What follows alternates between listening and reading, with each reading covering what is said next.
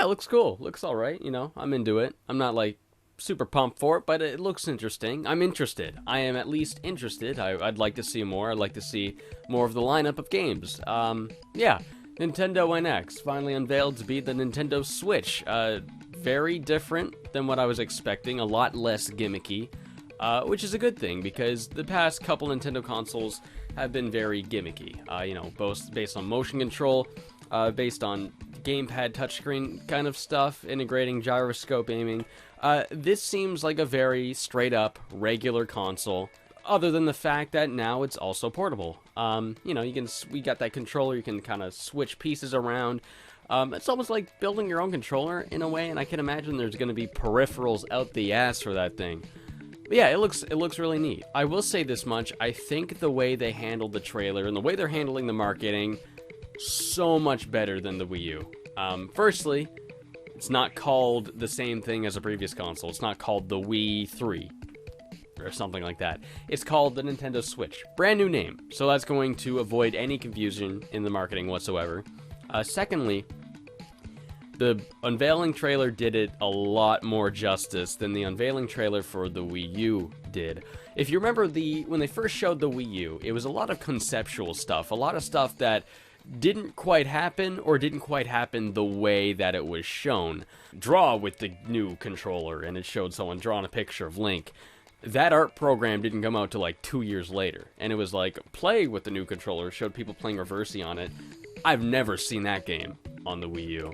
It showed that Zelda demo, which that was never a game. That was just, you know, kind of a hardware demonstration thing, just a demo to show the power of the Wii U, to show it's on par with the PlayStation and Xbox. This time, they didn't really have conceptual stuff, but rather they showed games we've already seen. Games we've already played, we've already known about. Mario Kart 8, Splatoon, and Skyrim of all things. It's crazy, an Elder Scrolls game on a Nintendo console of all things. But yeah, I felt it was a very smart move to mainly focus on games we already know about, because that way they can demonstrate how these old games we already are familiar with work on the new hardware, and not just from a graphical standpoint, but how you physically play it.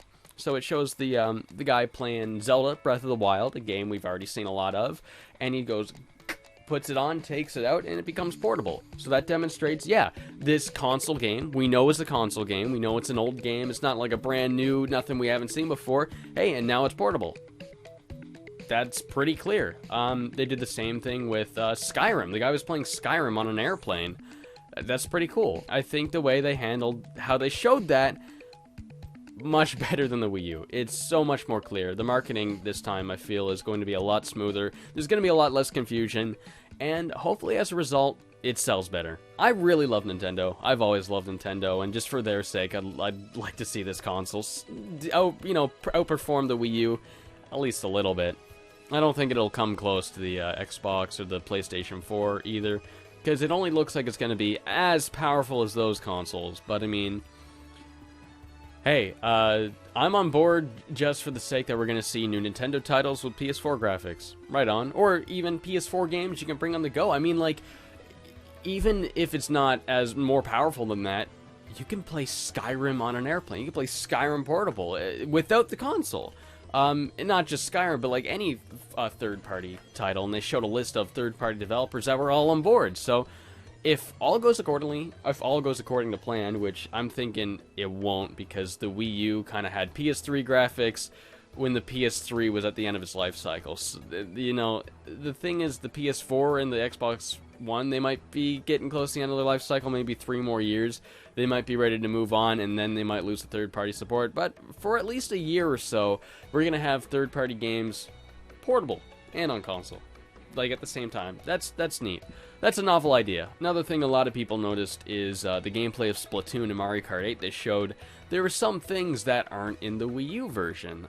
For example, Splatoon, I think it was a new map or two they showed. There's a lot of different new hairstyles, and I don't know if there's new weapons, but yeah, that's stuff that isn't in the Wii U Splatoon. Mario Kart 8, the character was playing as King Boo. you can't play as King Boo Mario Kart 8. So what I'm thinking is these are going to be ports, enhanced ports. They might have a little more content, graphics might be a little bit better, and it'll be like Mario Kart 8 for Switch, or Mario Kart 8 Switch Edition, Splatoon Switch Edition. That's how I feel it's going to be. And that is a very smart move also, because the Wii U has a great library, but not many people have the Wii U. So I'm sure there's a lot of people who would love to play Splatoon, who would love to play Mario Kart 8, Smash Brothers, all that stuff, and they don't have a Wii U. But hey, if all that stuff's going to be on the Switch, get a Switch and you can get those games. Plus they got a little more content, which might give previous players incentive to buy it again. I probably won't, but who knows. I doubt Smash will have any new characters, but, you know, maybe nicer graphics, smoother something, an extra game mode. Who knows? So, Nintendo Switch, I'm not excited, but I'm interested. Though what I am excited for, they showed a new 3D Mario game. 3D Mario platformers are like, you guys know, I love platformers a lot. And 3D Mario is like, probably my second favorite series. Straight up. Like, whenever a new 3D Mario game comes out, I get excited, dude. And, like, man, it looks like it's a lot closer to that of 64 or Galaxy in regards to how it plays and how the camera is. Because, I mean, I like 3D World and all, but I wasn't a big fan of how the camera was on that faraway, kind of overhead fixed camera angle. Something about that didn't really click with me. I feel when I play a Mario game, I like the camera to be a lot more involved, a little more intimate with the action. And, you know, 64 was very much like that all the way up to Galaxy until they had this switch with the camera controls in 3D World, and it was a lot more linear. But this looks like it's going back to the Mario 64, Mario Galaxy, Mario Sunshine style, so that much I'm excited for. New 3D Mario game. And it was clever to show one new game that we've never seen before, but the rest, like I said, the rest is stuff we have seen before, just so we know how it'll work on this new console, rather than showing how things are only unique to this console, if you know what I mean. It's not something that can only be played on this console, but something that's vastly enhanced playing on this console in regards that it becomes portable. Those controllers, you can like kind of take it apart, kind of switch it together, make your own controller. I'm sure there's going to be like peripherals out the ass for that thing. I can imagine like the fishing rod attachment, maybe like the gun attachment, you know, playing a shooter. Another thing a lot of people were noticing is that there doesn't seem to be a D-pad on the controller that comes apart. Instead, there's like these 4 face buttons where the D-pad would go.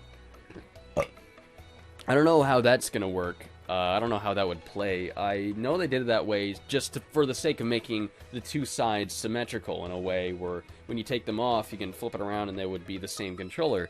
And that's a way where any games that are very simple and only need maybe 4 buttons and a stick, like Mario Kart, you really only need 2 buttons and a stick to play Mario Kart. Maybe 3 buttons and a stick. There you go. You got 2 controllers right there. You literally snap the controller in half. There you go. 2 of them.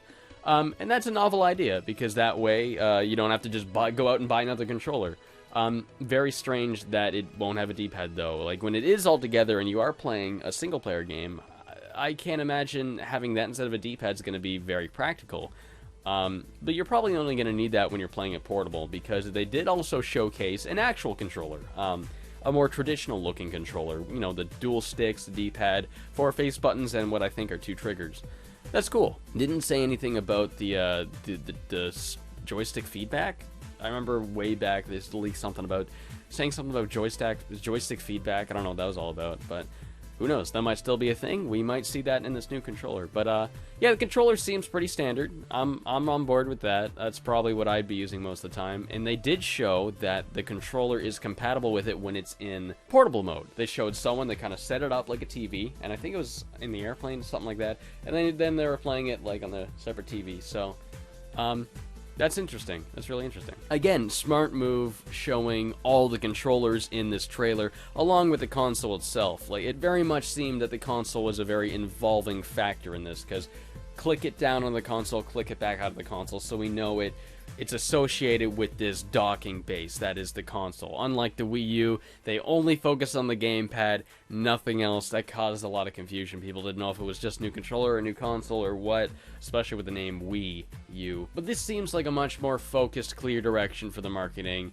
They showed all the controllers. Again, the Wii U trailer didn't show the Pro controller. No one knew that was going to be a thing. But yeah, I think this is a great direction for Nintendo's new console. You know, there's no real other way that they could be innovative with it that I feel would be a smarter move than this. So I think this is a good choice for Nintendo. Like I said, I'm not like crazy excited for it, but I'm definitely interested in it. But I'm pretty freaking excited for the new Mario game. I want to see more of that. Like now.